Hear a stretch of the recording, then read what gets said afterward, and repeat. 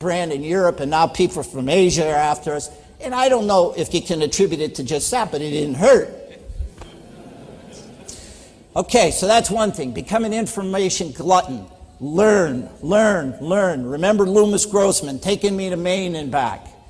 Number two, become a network maniac. Now, I know you know this intuitively. You know, at the end of every year, I critique myself. And one of the things I used to say to myself is, you're a crummy networker. You know, I'm an outgoing person, but I'm not good at changing business cards and following up with people and so forth and so on. Until about 10 years ago, I learned an important lesson. Another story. Again, I'm keeping my eye on the clock here. I had networked a little bit with a guy named Eric. Eric, I knew was some kind of businessman in New York City, and I didn't quite know exactly what he did, but I knew he was some kind of important guy. And at the same time, I networked with a really good leasing broker in New York City named Steve, and that was kind of maybe an hour or two of me networking my way into a relationship with Eric and Steve. One day I'm with Eric, we're having a drink or something. He says, man, I hate my landlord. I just can't stand the guy. He's never responsive.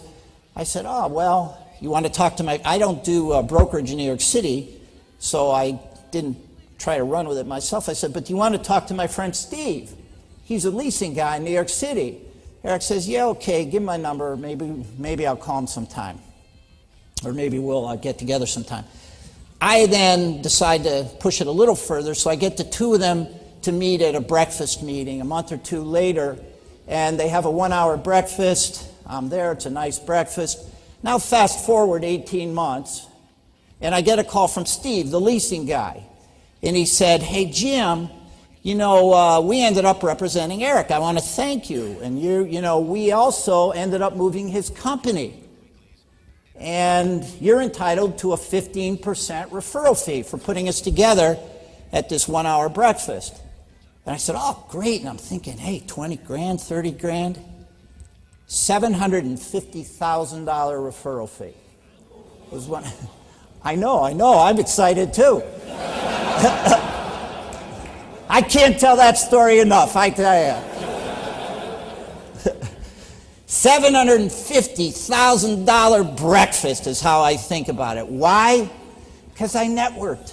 Two guys together, I put them in the same room, and they did a big deal. You know, now Steve made he